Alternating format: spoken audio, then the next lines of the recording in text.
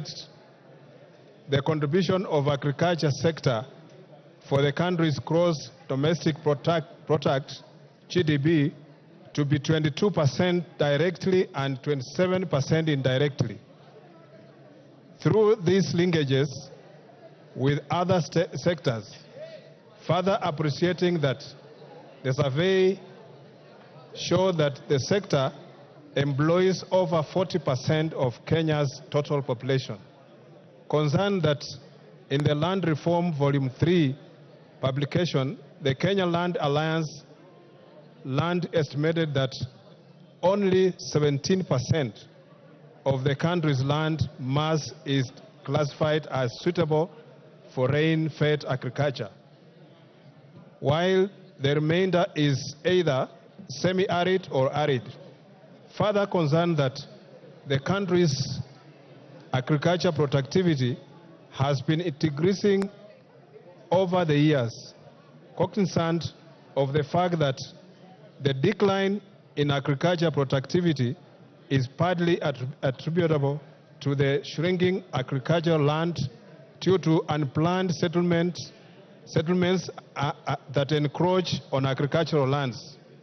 Further concerned that agricultural lands in rural areas are continually being subdivided into small portions for build development, thereby diminishing size of land available for agriculture, noting that there is need to put in place measures for effective land use in the country in order to guarantee optimal use of agriculture. Now, therefore, this House resolves that the government, through the Ministry of Lands, Public Works, Housing and Planning Developments, puts in place a policy framework for effective land use in rural areas by consolidating and designating zones for built development, for commercial and residential developments with shared public utilities, and separate zones for agriculture use in order to arrest further diminishing of agricultural land and steady the country's agricultural productivity. Thank you, Mr. Speaker.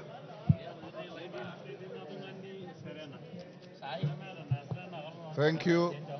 Honorable Peter Nabulindo. Peter Nabulindo.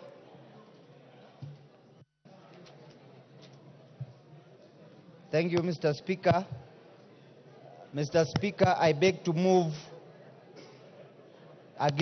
give notice of the following motion, that aware that Article 43, Section 1 of the Constitution entitles every person to the right to the highest attainable standard of health, which includes the right to health care services. Further aware that every year an estimated 14,000 children born in Kenya suffer from sickle cell and hemophilia diseases, which with the highest prevalence rate being within Western, Nyanza and coastal regions. Concerned that failure to undertake sickle cell and hemophilia screening at birth hinders timely administration of appropriate treatment and other mitigation measures to forestall high infant mortality caused by preventable diseases like malaria. Cognizant that national population surveys does not include data on sickle cell and hemophilia diseases, concerned that the dearth of data and information negatively hinders prioritization of resources and implementation of sickle cell disease management programs. Recognizing that the number of infant deaths caused by the disease continues to grow as a result of underfunding due to lack of data on the number of cases of the killer disease. Now, therefore, this House resolves that the national government, through the Ministry of Health and in conjunction with county governments, A, conducts awareness and sensitization programs on sickle cell and hemophilia diseases and supports research and training for medical personnel on the two diseases. and B, puts in place measures for mandatory screening of newborn sickle cell and hemophilia diseases in all public health facilities in the country in order to create database for guide funding and other interventions aimed at curbing the diseases and reducing infant mortalities resulting from the disease. I beg to give notice. Go on to the next. Order, honorable members. Order. Order. The conversations are too loud. I can barely hear what the member for Matungu is saying. Thank you, Mr. Speaker. Go ahead. Mr. Speaker, my second motion is I beg to give notice of the following motion.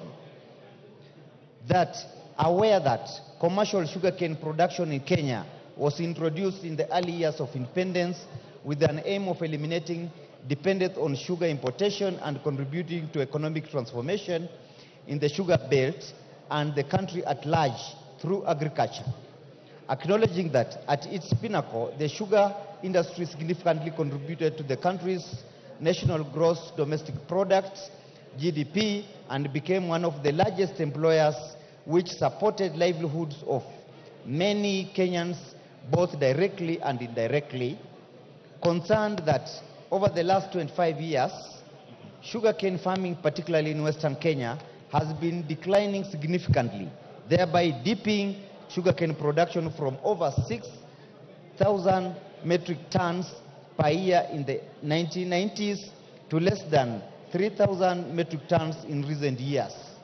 Noting that the decline in sugarcane farming has forced local millers to operate far below their milling capacities and pushed the country to over-rely on net importation of sugar, which negatively impacts on the balance of trade.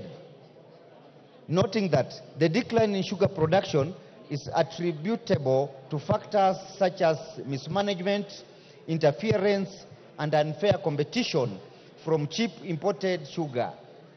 Further concerned that state-owned sugar millers like Mumia Sugar Company and Zoya Sugar Company ceased milling while owing farmers hundreds of millions of shillings. Appreciating that the government has been putting in place strategies, policies, and regulations to define roles of millers and major players and stakeholders in the sugar industry in a bid to revamp the sector. Concerned that the acute shortage of sugarcane resulting from mass abandonment of sugarcane farming continues to roll back initiatives for reviving sugar milling. Recognizing that further investment in revamping sugar companies before reviving sugarcane farming will occasion loss of the invested public funds instead of yielding success. Now, therefore, this House resolves that the national government, through the Ministry of Agriculture and Livestock Development, reviews the sugar development policies to provide that every investor miller sets aside definite funds for development of sugarcane farming, incentivizing farmers to embrace sugarcane growing and to enhance cane production in each of the respective zones. I beg to give notice. Thank you, Mr. Speaker. Thank you, Oscar Namblindo. Next order. Order number 7, questions and statements. Request for statements. Member for Kirinyaga County, Jane Jerry. Thank you, Honorable Speaker. Honorable Speaker, I stand pursuant to the provisions of Standing Order 44-2C. I rise to request for a statement from the Chairperson of the Departmental Committee on Administration and Internal Security regarding the murder of Mr. Derek Gashoki, who had finished his secondary school education in 2023 and was set to join the university. Honorable Speaker, on 18th May 2024, Mr. Derek Gashoki, aged 19 years, was shot dead by a police officer attached to Kenyaga Police Station at the Kendai Shopping Center. The unfortunate incident happened at 11 p.m. when police officers who were on patrol arrived at the market center where Mr. Derek Gashoki and his friends were playing pool. As a result, angry residents accompanying the deceased family stormed the Kenyaga police station and recorded a statement under OB number 23/29/5/24, demanding answers of the killing of their kin. Consequently, a police officer from Kenyaga Police Station was arrested following the killing. However, she was later released. Honorable Speaker, the family of the late Derek Gashoki has the right to know the details surrounding the incident and clarity on what led to such a loss of life. Most importantly, the security agencies must conduct a thorough investigation and provide clear and honest explanations to address any concerns and uphold trust in the justice system. Honorable Speaker, it is against this background that I request for a statement from the chairperson of the Departmental Committee on Administration and Internal Security on the following.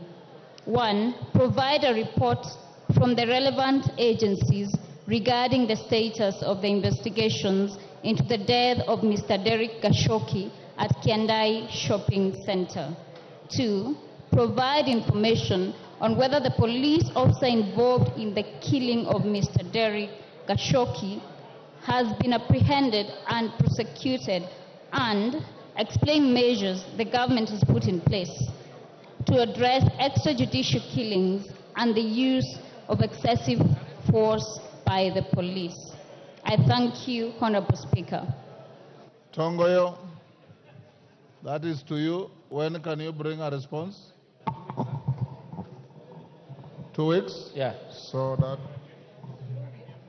Next, Honorable Rael Kasiwai, member for West Pokot. Honorable Speaker, pursuant to the provisions of the Standing Order 44-2C, I wish to request for a statement from the chairperson of the Departmental Committee on Blue Economy, Water and Irrigation regarding the current status of the construction of the Sioi Muruny Dam in West Pokot constituency, rather in Pokot South constituency, West Pokot County. Honorable Speaker, the Sioi Muruny Dam is a critical development project for West Pokot County designed to supply potable water to approximately 350,000 residents in Kapenguria, Kabich Beach, Chebararea towns, and adjacent regions who currently grapple with lack of access to clean and safe water. This multipurpose dam project, being implemented by the National Water Harvesting and Storage Authority, was initiated in March 2015 with an initial projected completion date of March 2018. However, it is deeply concerning that more than 6 years after the original scheduled completion date, the project remains unfinished. The prolonged delays have significantly impacted the residents of West Pokot County, infringing on their constitutional rights to access clean and safe water in adequate quantities as enshrined in Article 43(1)(d) of the Constitution. Honorable Speaker, it's against this background that I request for a statement from the chairperson of the Departmental Committee on Blue Economy, Water and Irrigation on the following. 1. What is the current status of Sioi Muruny Dam project, and what are the reasons behind the delay in its completion? 2. What steps has the government undertaken to address the challenges that have led to the delay in the completion of this project?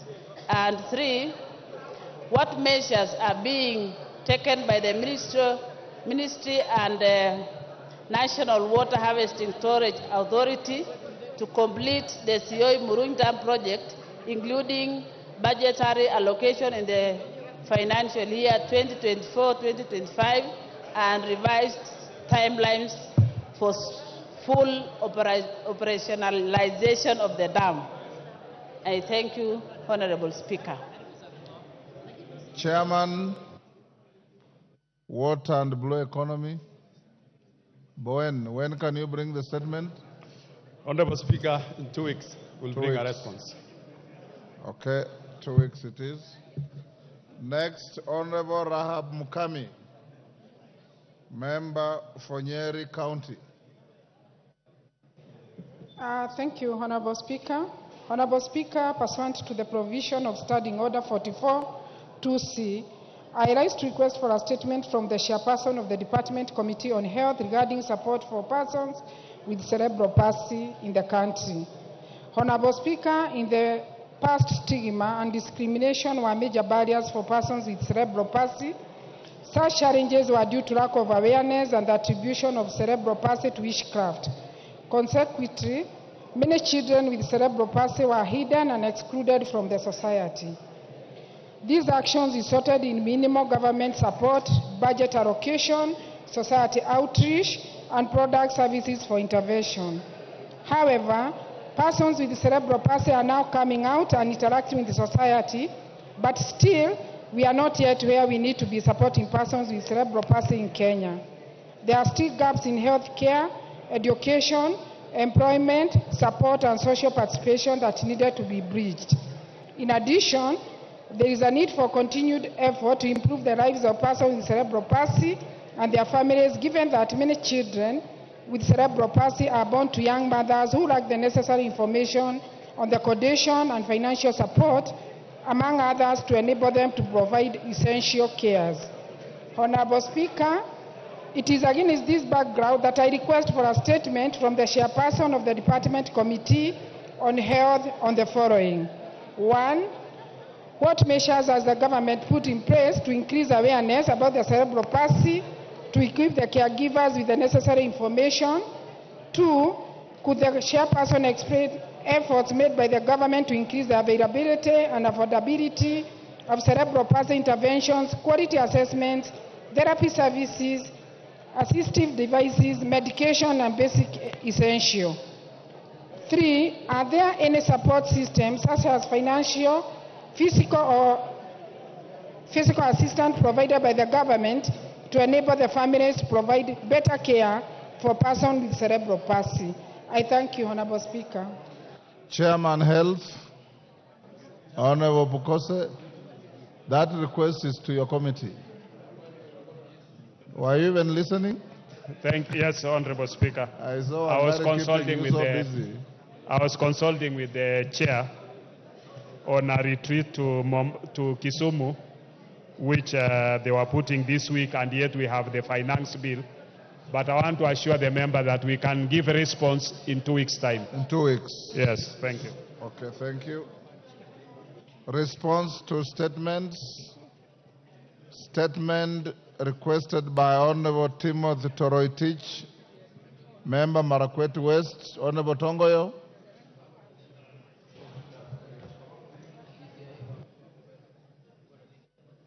Mike, please. Thank you, Honorable Speaker.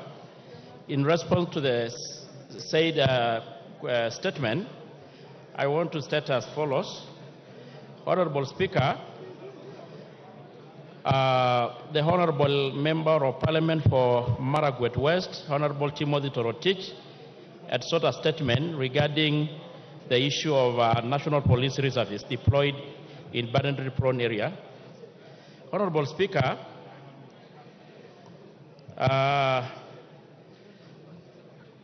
the National Police Reservists assist the National Police Service to dispense its mandate, including maintenance of law and order and protection of life and property and law enforcement.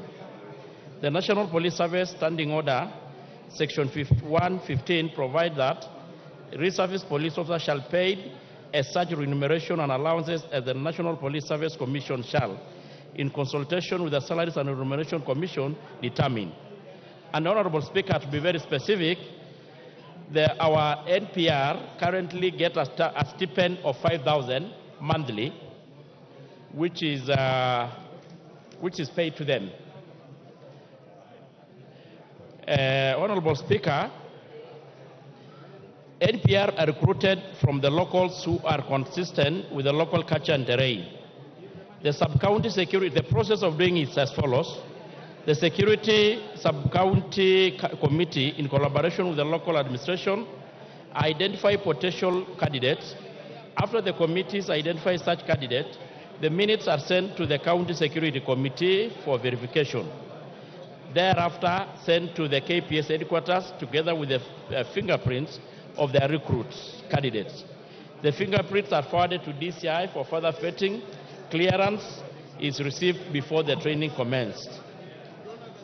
Honorable Speaker, Article 110(7) of the NPC Act, revised 2014, stipulates that the Inspector General of Police undertake the training of police reservist officers to ensure that they are consistent with the relevant provision of the Constitution and this Act. Article 1, subsection 3 of the same provide that the reserve officers shall be enlisted and trained by the IG. The NPS standing orders provide that NPRS may undergo training which include general police duties, weapon training, shooting, conflict resolution and management, and the method of persuasion, care of specific victims. And the training is done at the county level. There exists a standard training syllabus which is used for all the training countrywide. Honorable Speaker, the NPR undergoes a mandatory 6 weeks training in arms handling, law and safety, after which successful trainees usually pass out through a police parade. Thank you, Honorable Speaker. I submit. Timothy Toroitich, you've heard the response. Give him the mic. Thank you, Honorable Speaker. Honorable Speaker, whereas I appreciate the response by the Chair Security, Honorable Chair, we have been informed and that the allowance payable to NPR is Kenya shillings 5,000. Honorable Chair, Honorable Speaker, I would like to get exactly the frequency of payment. Are they paid on a monthly basis, on a quarterly basis, or on a yearly basis? Tongoyo.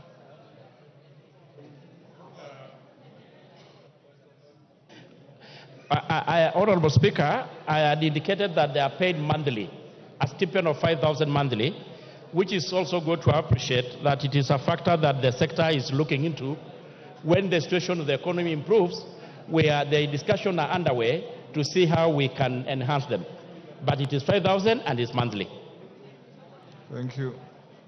Next, a response to a request by the member for Kilgoris, Julius Ole Sunguli. Tongoy again. Is Sunguli in the house? Yes. Thank you, Honorable Speaker. On the response to a statement sought by the MP for Kilgoris, my senior Honorable Julius Sunguli, I want to respond as follows. It is a question regarding the insecurity in Angata Barikoi. Honorable Speaker, there has been conflict among the couriers, the Maasais, and the Kipsigs over the use and the ownership of Kailolong land. Indeed, there is a court case that is pending before the Nakuru High Court. Honorable Speaker, the government has taken the following measures to enhance the peace in the area. One is, of course, is the Peace Barasas and the Peace Building Initiative adopted by the government from time to time. The police station that has been put up in a place, Angata Barikoi Police Station, to help enhance security in the area. And it was established in a distributed land. The area member of parliament can attest to that. In the same area, Honorable Speaker, there have been a formation of several formed up units to include ASITU, that is an anti-stock police unit, GSU, and even rapid response units to help the GSU and other form units to ensure that peace prevails in the area along the border. Honorable Speaker, the government has put up in place the following measures to ensure harmonious coexistence of all warring communities who borders each other: the continuous engagement with local leaders, the increased police patrol to deter the criminals, the establishment of the peace committee, deployment of specialized units, as I earlier indicated, and we are in process, Honorable Speaker, even to provide vehicles to the same police stations and the the police there to enable them have their patrols whenever need arises. Thank you, Mr. Speaker. Julia Sunguli, you satisfied with the response?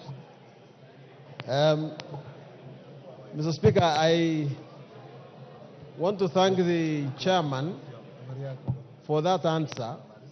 But, Mr. Chairman, the case in court is not between the people of Angata and the Kuria people. It is between the Maasai people of Lolgorian and the Kipsigis people of Angata.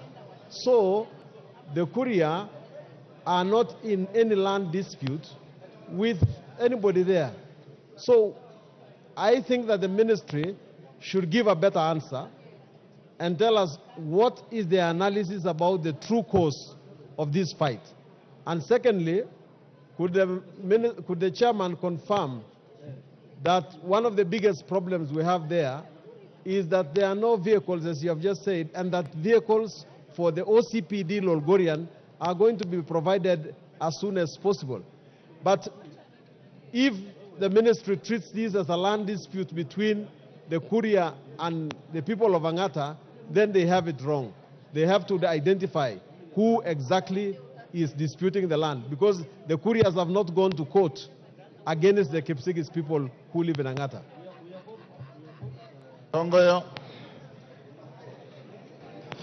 Mr. Speaker, I want to appreciate, of course, the concern of the Member of Parliament. And for record, I also come from the same county, and I understand the dynamics and the historical land equation in that area. And Mr. Sunguli, even previously, as when he was practicing law, he may have even probably handled some land dispute cases along the area. But I want to say, Mr. Speaker, with his help and other actually players in the area, the ministry is going to look into and go deeper, looking into the question. But Mr. Sunguli, the MP, you all know the dynamic and the question in the issue of the land in that area. Because behind the issue of the Kurias, the issue of the Kalenjin and the people in Logorian, there is even a long-standing problem between the West Singishu and the Syria. And those problems are correlated in a manner. But I want to give an assurance that we are going to speed up the investigation if need be. If there are people who are behind this, the government is not going to hesitate to take action. I'd also mentioned that I know there has been a problem about mobility of our police officers to respond to distress calls. You have noted that there is a 10 billion shilling in the just read budget to look into the issue of leasing of police vehicles. And Kilgoris is one of the counties, and specifically sub-counties, which are going to benefit from the leasing of the vehicle to the police. Thank you, Mr. Speaker. Kitayama. Member for Kuria East. Give Honorable Kitayama the microphone. There you are. Thank you, Mr. Speaker. Mr. Speaker, the answer that I've just heard is a true misrepresentation of facts on the ground and a perpetuation of escapism that all governments have been doing around that area. Honorable Speaker, the problem in that area is known by everybody, including the one who asked this question. This problem must be traced from the 1660s, when the migration of people was happening in this country. And Honorable Speaker, the 2010 Constitution did give us instruments through constitutional bodies that would address historical land injustices. And that is why the National Land Commission was set up. Honorable Speaker, it is on record, even in this House, that as early as the time that the Laikipia migration was happening, back during the colonial days, that is when the resettlement that happened in Transmara-Kuria border started causing these problems that are here. And everybody knows that they are just playing to the gallery by escaping the facts. Mr. Speaker, it is also true that the TJRC commission that was set up to look into these issues documented this problem very extensively. And even after the TJRC report, the National Land Commission has listened to the complaints of the people of Kuria and the complaints of the people from Kilgoris and the people of the Maasai in that area. So, Honorable Speaker, it is unfair for us to continue receiving answers that are not solving the problem. And it is also not true that the people of Kuria are not in court. The honorable member knows that in Kilgoris there is a running court case around this matter. In Nakuru there is a running court case around this matter. He himself knows he has appeared before the National Land Commission and over this same matter. The National Land Commission is even continuously, as we speak, reviewing this matter. So, Honorable Speaker, this answer is not helpful. It is not an answer that is meant to help the communities that are out there. And Honorable Speaker, there is no such thing as the Kuria having no rights there. The Kuria have documented rights. If you go to the National Archives, you will find the agreements that were written by the colonial governments during that, and there is no government governments exist in perpetuity. So the colonial government did record the agreements. The people of Kuria are rightfully claiming that land, and the matter is being frustrated by senior government officials over the years. Every government that has been in this country since independence has continuously frustrated the rights that the people of Kuria have been laying over this. And that is why, Honorable Speaker, you are not being told that in 2019, the National Land Commission did award the Kuria community that said piece of land, and it's only 20,000 acres. And the National Land Commission, if you go to the Kenya Gazette, it did the Kenya Gazette, January 2019. The people of Kuria were awarded by none other than a commission of this country, a legal commission, the National Land Commission. So, Honorable Speaker, this is a scheme to keep this matter in court and continue frustrating the people of Kuria, purporting that they have no rights to live in Rift Valley. In Tanzania, the people of Kuria live in Tanzania, in Rift Valley.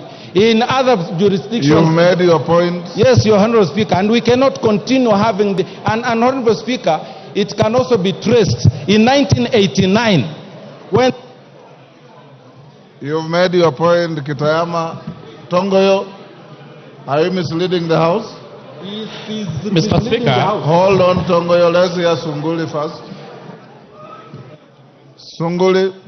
Yeah, Mr. Speaker, in view of the comments by my friend, a very dear friend of mine, Honorable Kitayama, isn't it now in order that you direct the chairman to come up with a more researched answer, because, Mr. Speaker, when I walked into this house, I did not know that the Kuria people of Kuria district, of Migori County, are out on an act of aggression, and that they claim land which is in Transmara. Isn't it in order for the chairman to ask the government to come up with a clear boundary of between Migori County and Narok County, because we all live in our own homes, and where people are going to trace their historical rights, that we are not going to get to the bottom of the problem, and we are not going to get an answer. So can you direct the chairman that he has not answered this question, and that let him go and get a more researched answer which is satisfactory and which will dissuade my colleagues from Kuria from claiming the land from in Transmara? Yes, Kitayama. And this time, take less time. Give Kitayama the mic. Honorable Speaker,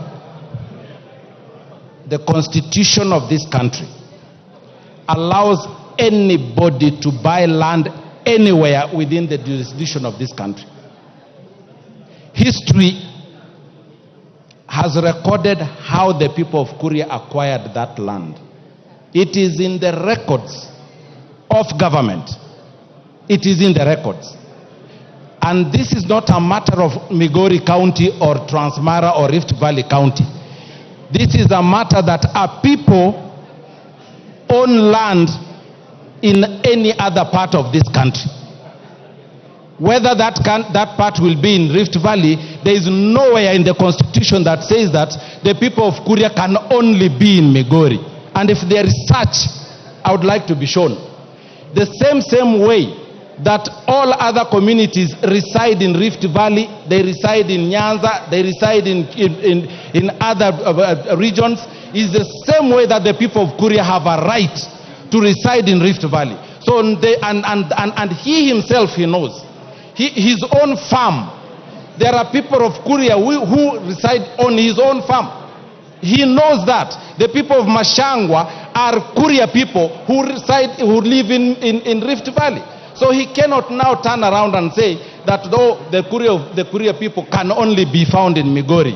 In Tanzania we are found everywhere. In Rift Valley, in Mara, in everywhere, in every part, and Mr. Speaker, we are not going to be subjected to that kind of warmongering, which started in 1989, and we all know who are the leaders in that time when the people of Kuria were flushed from their land in that area that is called Muyui. And this is a fact that is recorded very, very well. It has been properly prosecuted, and I'm ready, Honorable Speaker, if this House was to set up even a tribunal to look into it, and you'll be surprised, Mr. Speaker, who will live with egg on face over this matter. Tongoyo. Order, Sunguli. This cannot be a ping-pong between you and Kitamaya.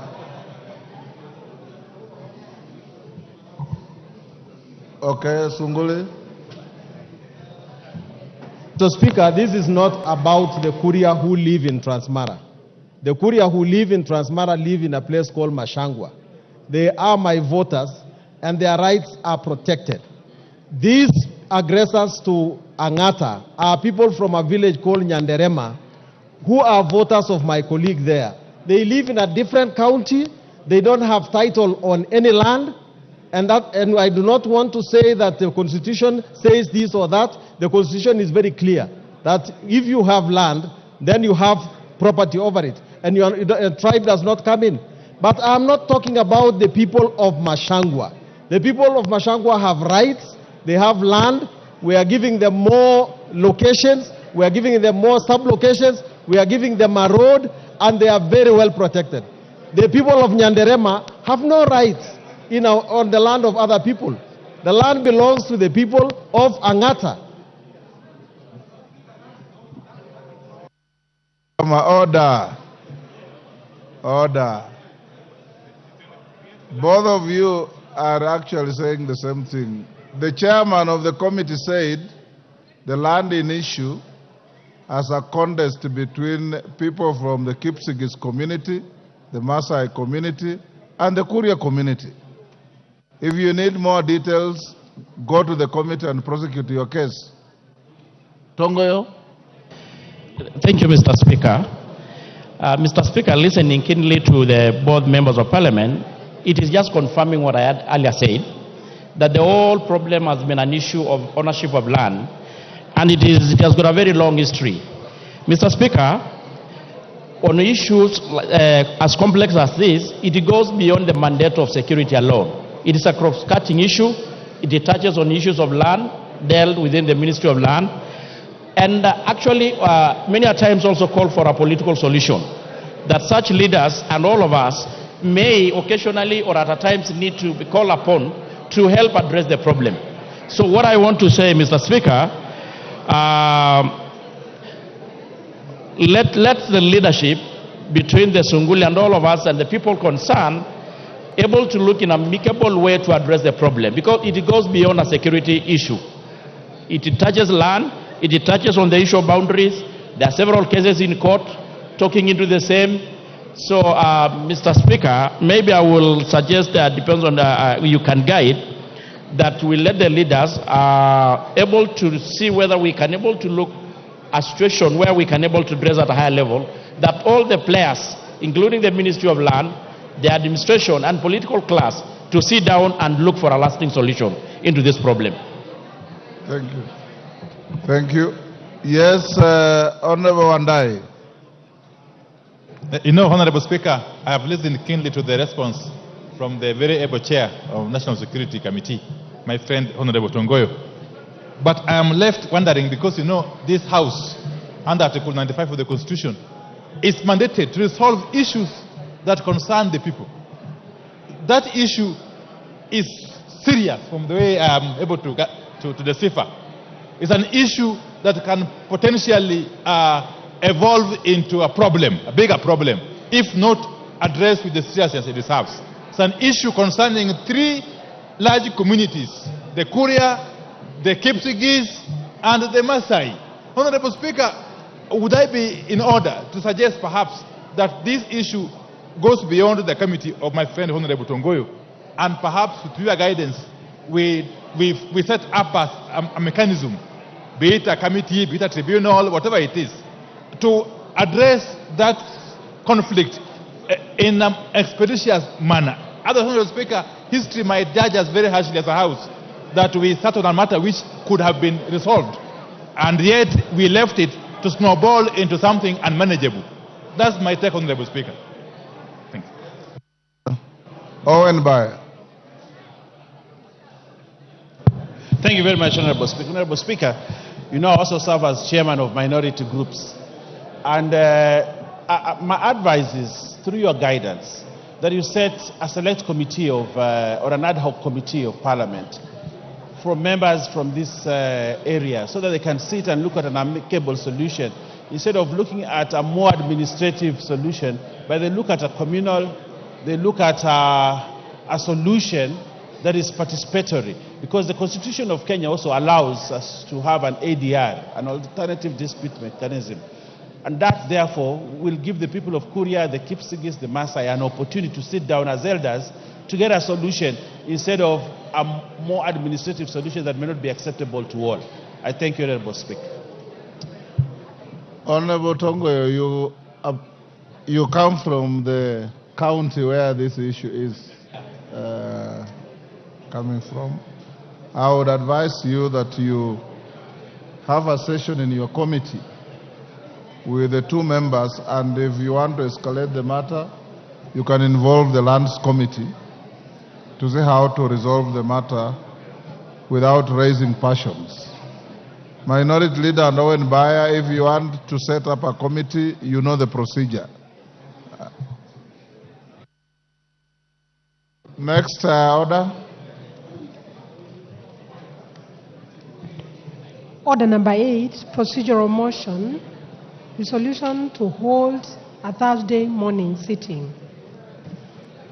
Honorable Majority Leader, where is the Chungwa? Proceed. No, the leader is here. Let me come and do it to himself. Proceed. Majority Leader, move your procedural motion. Thank you, Honorable Speaker. Honorable Speaker, I beg to move that pursuant to the provision of Standing Order 33C, this House resolves to hold a morning sitting on Thursday, 20th June 2024, commencing at 9:30 a.m. for purposes of considering priority business. Honorable Speaker, this is on behalf of the House Business Committee that met earlier this afternoon, and the House Business Committee considered bringing this resolution and, through this procedural motion to allow members adequate time, Honorable Speaker, to debate without anticipating debate the finance bill of 2024-2025, which we expect to be tabled in the course of this sitting by the Chair of Finance. And also, Honorable Speaker, considering that many members are very interested in contributing to the debate on the finance bill, we thought it would be wise to have a morning sitting on Thursday. We will have tomorrow the whole day from 9:30 all the way up to 9 p.m. Then we also allow members Thursday morning.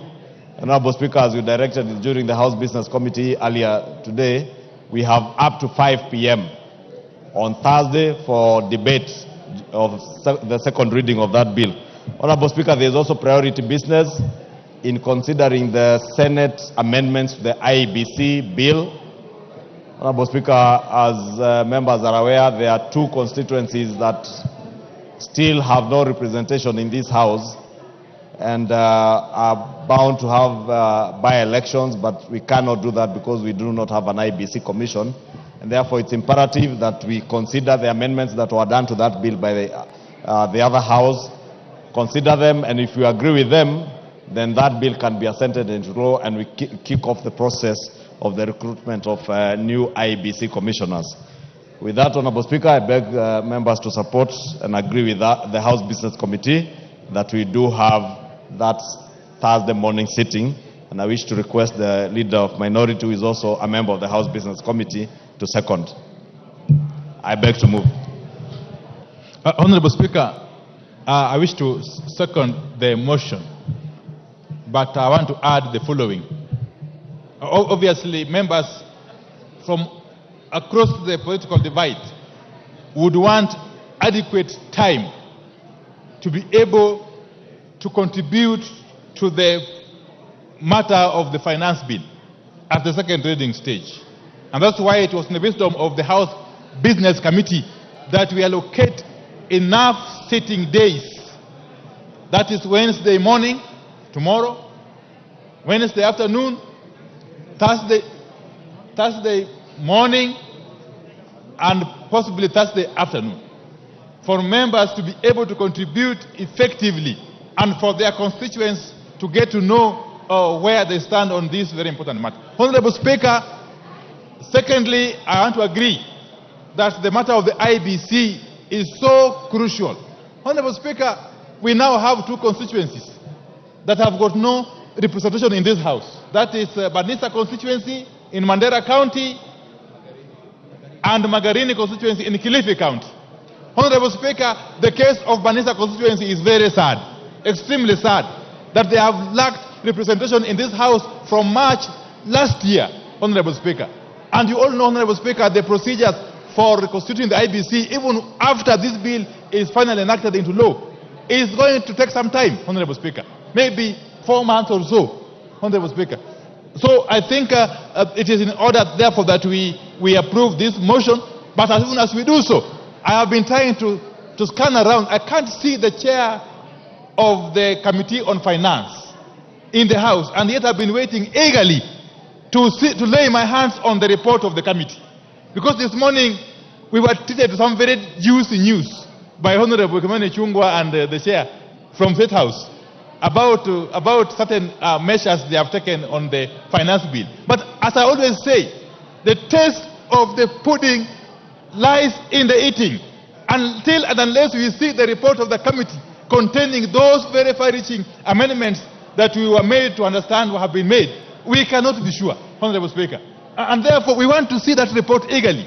We are waiting here eagerly to see that report and to dissect it and to go through it with a tooth comb before we can make informed decisions, Honorable Speaker. And therefore, with those preliminary remarks, I support the motion. Thank you. I second, sorry. You second. Order, honorable members on their feet, take your seats. Honorable members on their feet, take your seats.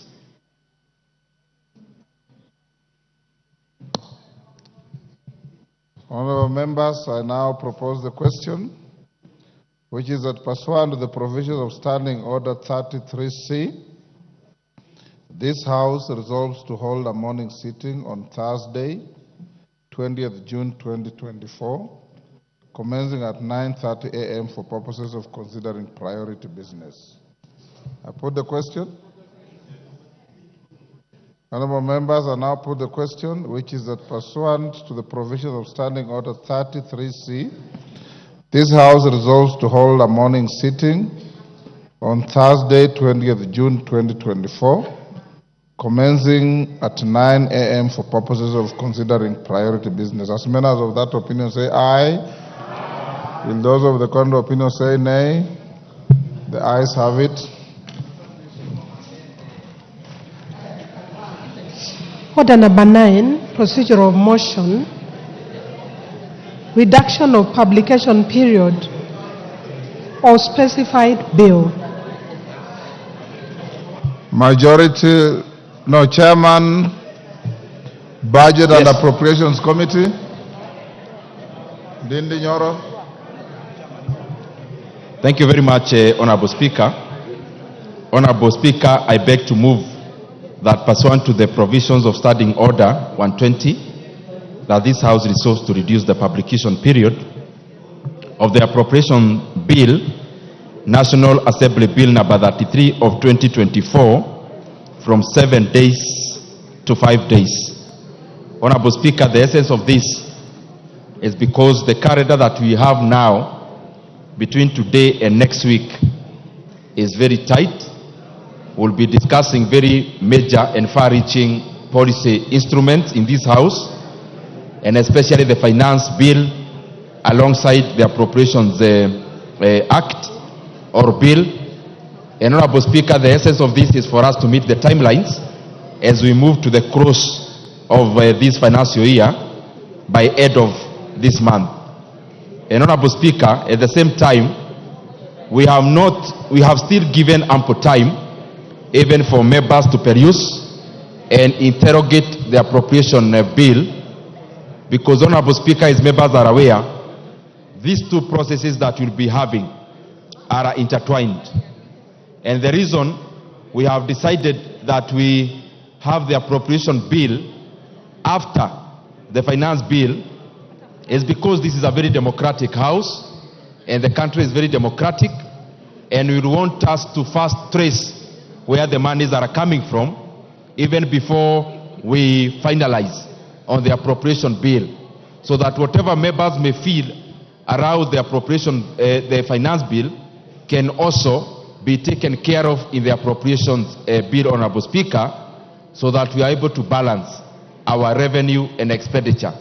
And I am hopeful that we'll be looking at these matters in a very objective manner, because we are all, Honorable Speaker, looking forward into the many programs that we have undertaken to complete and undertake. For example, electricity in our constituencies will be getting 50 million per constituency, and all the others, including the increment in the agricultural sector, in the CDF, and all the other elements that are very important for service delivery in regards to the Kenyan people. Also, the money that we are appropriating to our counties, which is 400.1 billion shillings, is also hedged, Honorable Speaker, on this bill, but alongside this bill, also the revenue side, which is the motion that is a heavy motion before us, which will be moved by the Chairman, Honorable Gutemanio. Honorable Speaker, I beg to move and request that the Honorable, the very able Didimas Barasa, the man of Kofia, to second this motion. Didimas. Thank you, Mr. Speaker.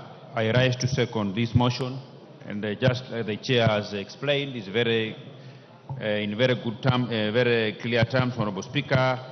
We have a lot that this House is going to process, and most importantly, we must meet the timeline, considering that we are coming to the end of this financial year.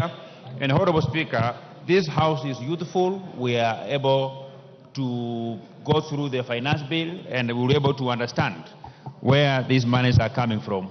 Without much ado, Honorable Speaker, I beg to second. Thank you. Thank you, Honorable Didymus. Order, Honorable Commissioner Makau. Order. Commissioner Makau, freeze or take the nearest seat. Honorable members, I now propose the question, which is that pursuant to the provisions of Standing Order 120, this House resolves to reduce the publication period of the Appropriation Bill, National Assembly Bill number 33 of 2024, from 7 days to 5 days. We put the question? Yes, Kajwang? Mr. Speaker, I see no merit in reducing the dates or the days that we have in this bill. The number of days we are talking about, this bill is already published, but it is 5 days old. In fact, if we then reduce it, then it becomes ripe, which in number 10, you then can see it can be put before the House to be read a first time. So actually, mathematically, what we are talking about is 2 days. We have already passed a resolution to discuss tomorrow, to discuss the issues concerning the finance bill tomorrow. And, Honorable Speaker, the majority leader just let us know from the House business you have directed that this can go between tomorrow up to Thursday.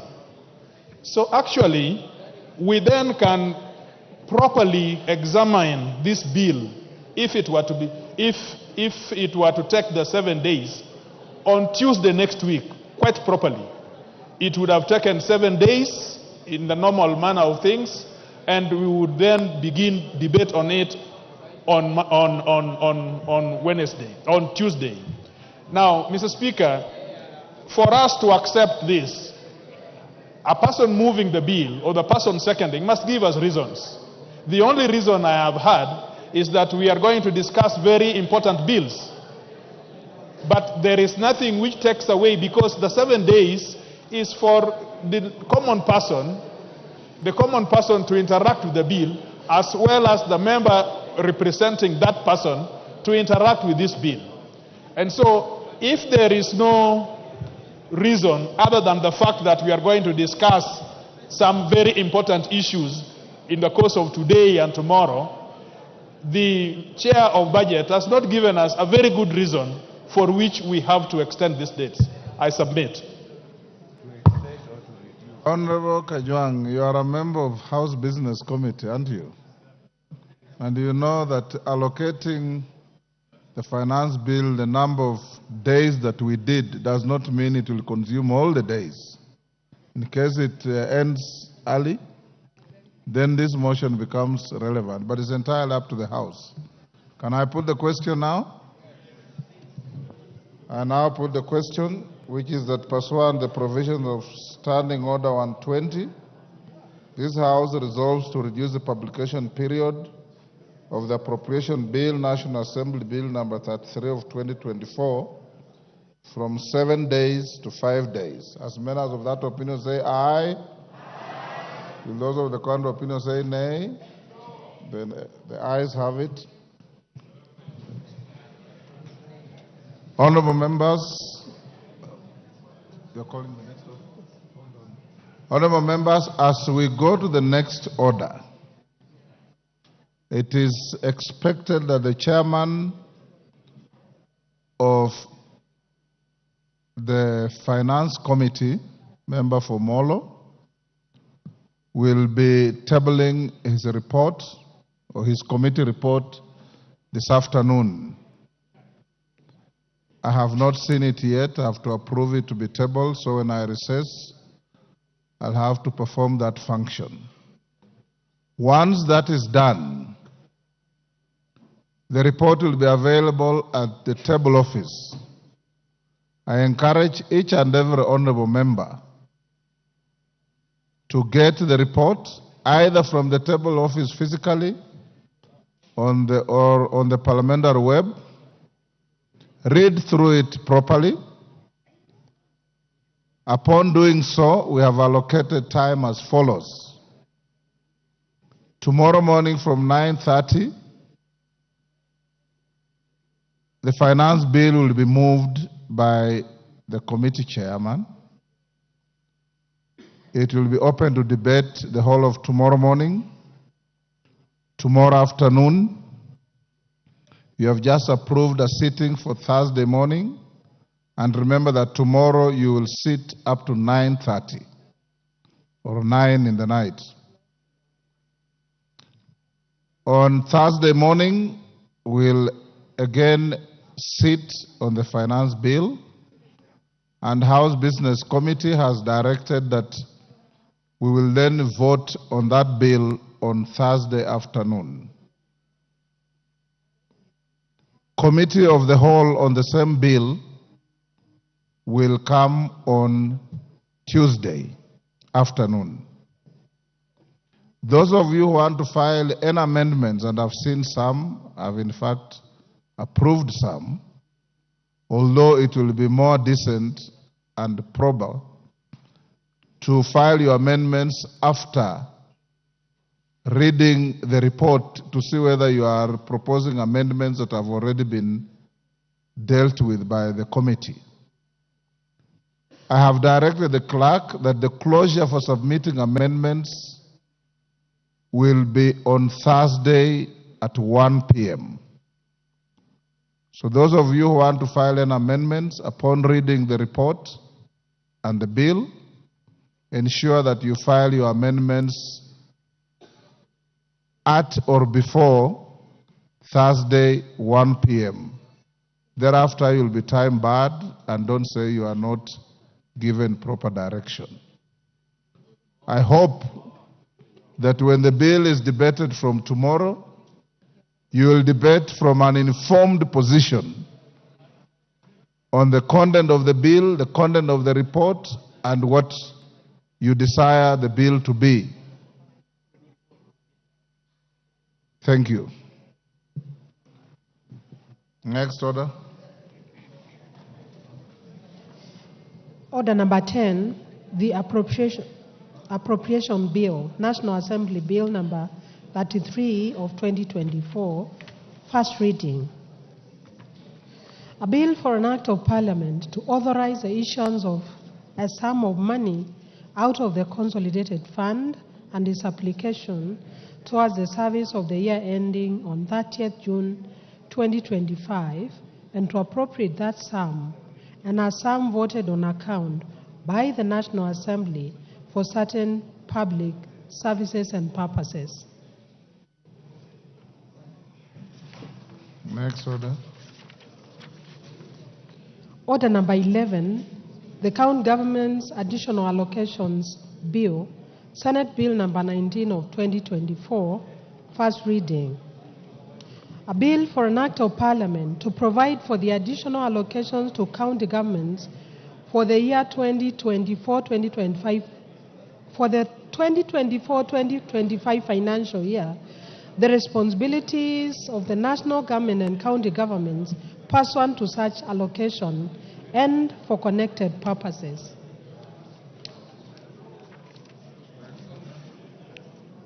Order number 12, the County Allocation of Revenue Bill, Senate Bill number 25 of 2024, first reading. A bill for an act of parliament to provide for the equitable allocation of revenue raised nationally among the county governments for the 2024-2025 financial year, the responsibilities of national and county governments pursuant to such allocation, and for connected purposes. Next order. Order number 13, the Care and Protection of Child Parents Bill, Senate Bill number 29 of 2023, second reading. Beatrice Kameme, you are the co-sponsor of that Senate bill. It's now your time to move the bill. Give her the mic.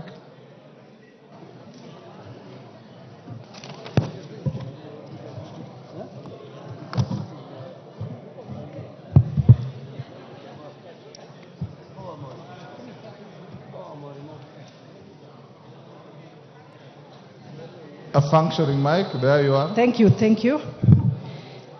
Mr. Speaker, sir, I beg to move that the Care and Protection of Child Parents Bill 2023, the Senate Bill number 29 of 2023 be now read a second time. Mr. Speaker, the principal objective of the bill is to provide a legal framework for the care and protection of child parents within the counties. The framework is intended to ensure that an expectant child or a child parent may actualize their right to basic education and at the same time ensure proper care of their children and as enshrined in Article 53 of the Constitution. Honorable Speaker, 61 years since Kenya gained its independence from colonial rule, child pregnancies remain a huge concern, as they not only affect the child's ability to continue with their education, but they also impact on the government's effort in reducing poverty levels in the country.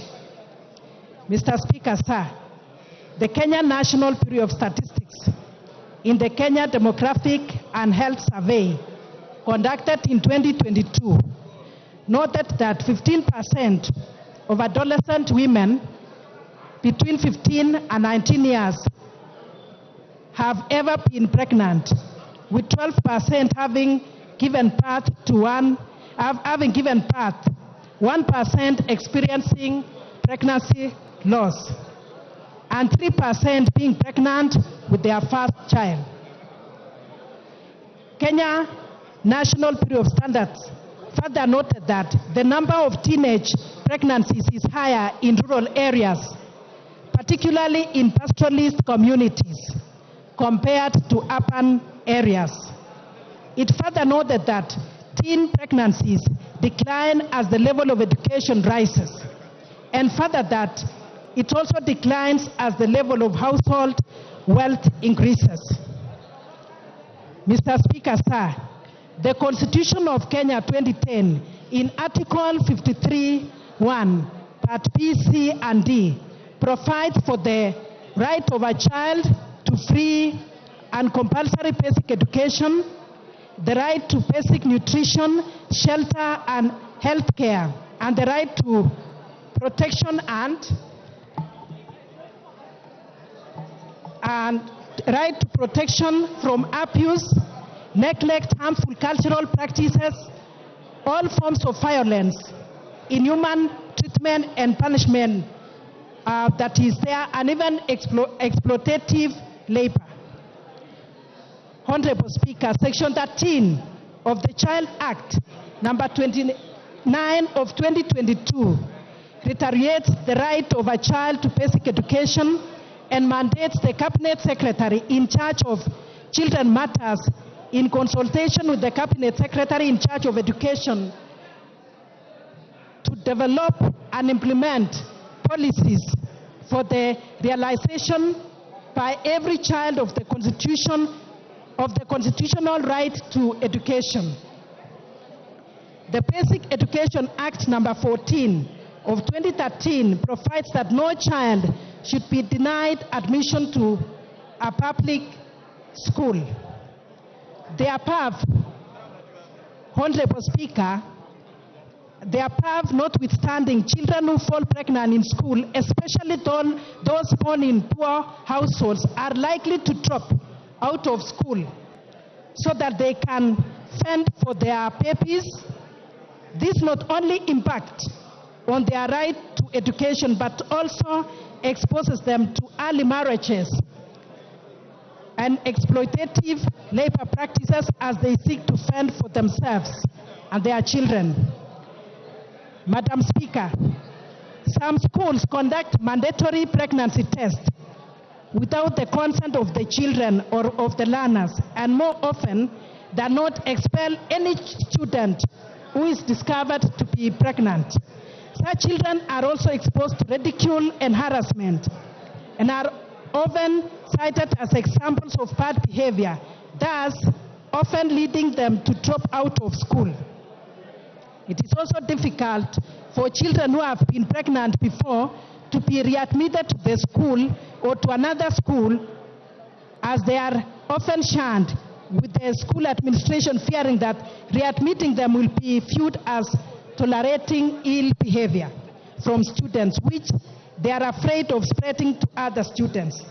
Even where the child is readmitted to school, they sometimes have no one to leave the newborn baby with, thus leading them to either delay re-entry to school or making them not to concentrate on their studies, hence resulting to poor academic results. Madam Speaker, existing legislation only provides for the rights of children generally and does not take care of the circumstances unique to child parents.